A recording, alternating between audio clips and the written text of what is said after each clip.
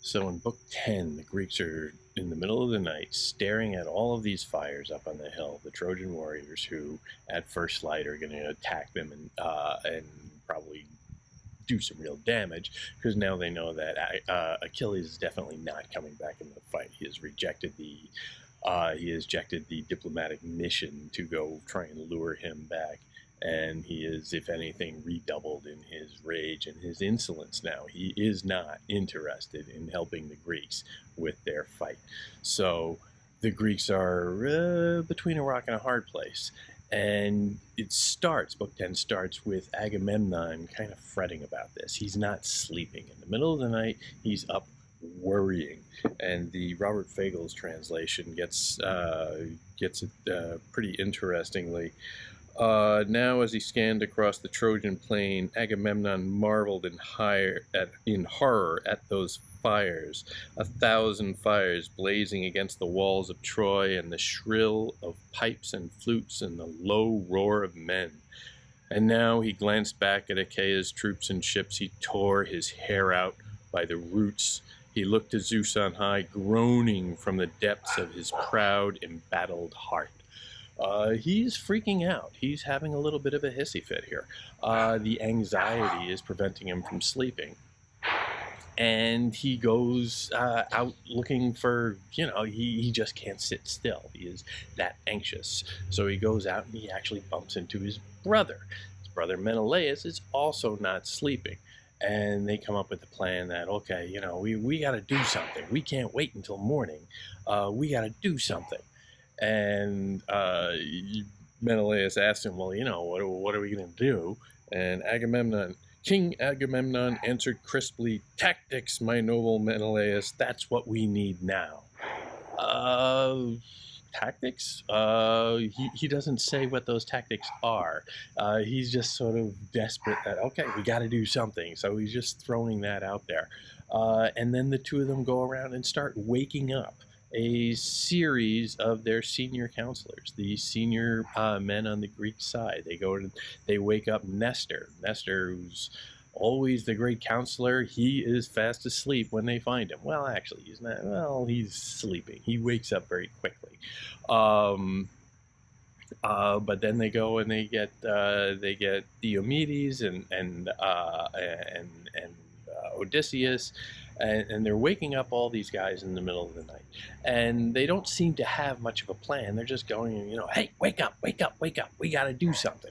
And this is not very productive from a military point of view. Yes, these guys are the senior counselors. Yes, they are paid, essentially. They are there to help develop strategies, particularly Odysseus. He's very well known for that. But, there is a practical side to that, and that a army needs its rest as well. It's been a very long day, and they have a very big day ahead of them. So letting them get some sleep, there's a little logic to that. And in Agamemnon's own admission, he does not really have any idea of why he's getting them up, other than they have to come up with a plan for what to do once they are up. So there's a little bit of a question of leadership there, but they cast around and they come up on the plan that, okay, it is the middle of the night. The Trojans might be planning an attack right now. They might be spying on us right now. We should go spy on them. We need a couple of forward sentries to go sneak behind enemy lines and figure out what they're up to. And they single out Diomedes, agrees to go do this. And in fact, Agamemnon and Menelaus say, great, now among all of these worthy co-counselors of ours, look at Ajax and look at Odysseus and look at all these other fine men. Why don't you pick which one is best? And that person can go help you. And I mean, he says, I have to pick that? That's really kind of a leader's job. Imagine the dissension in the ranks if somebody starts singling out the hurt egos here. These are very bolsterous egos to begin with, and to start singling out, well, this one's the best one. And that's not something necessarily for the junior officers, which these guys all kind of are, to do. This is really a job for leadership. But of course, Agamemnon is a terrible leader, so he just punts on it and says, yeah, you pick him, you pick your best guy. They hash it around, and it falls to Odysseus. Odysseus is the most clever. Odysseus is the guy you want for like fine-tuned stuff. So they went with this. Okay, fine. Diomedes and Odysseus go off in the dark, and they start sort of rumbling around. You cut to the other side, and Hector is also up. Behind the Trojan lines, Hector is up, and he is formulating a plan. In fact, he is talking about, well, okay, we need to do some stuff tonight. We need to do some stuff before dawn. We need to send out a sentry to find out, well, what is the disposition of the ships? Are the Greeks packing up to leave? What are they doing? Are they doing anything? We need to know this. So he goes and he deputizes a man named Dolan, who we are given some very specific details about him. Dolan is said to be a man with no brothers.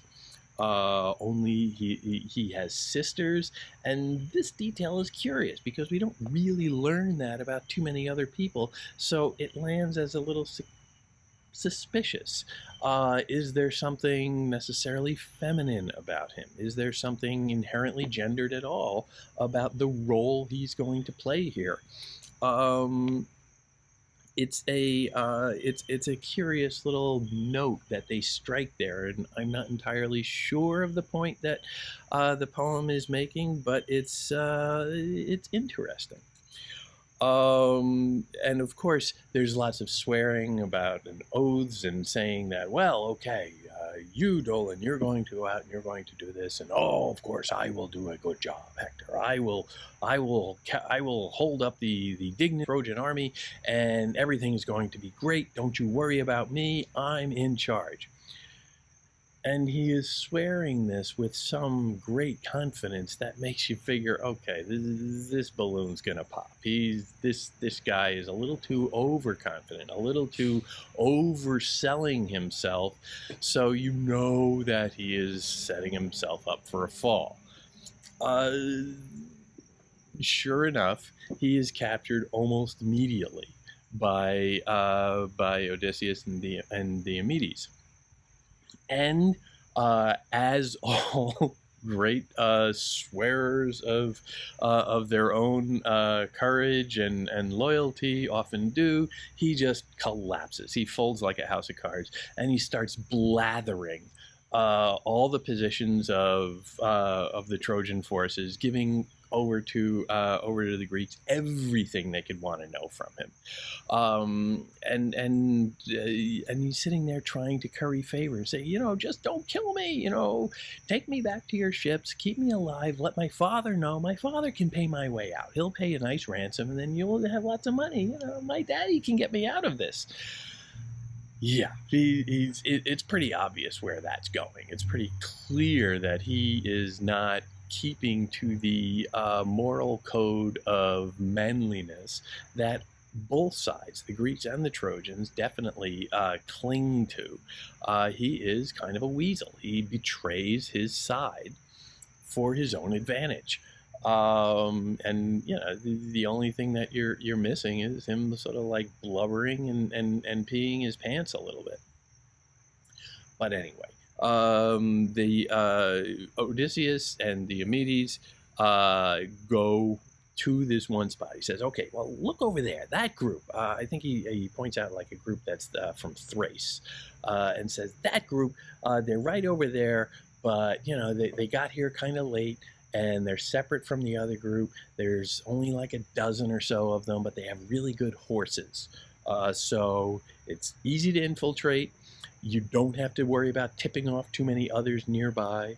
There aren't that many of them, and they have something valuable, the horses. So, go over there. That's where you want to go. Like, okay. And they kill Dolan pretty quickly. Well, that's it for you. And they don't just kill him; they massacre him. They mutilate him. They scalp him, and that is a sign of some disrespect. It's not just he's not just being killed there. It's not a clean kill. They show the disrespect for him that he has in their minds earned. He has acted dishonorably, and so he is not entitled to an honorable death. Too bad for Dolan. We barely knew you.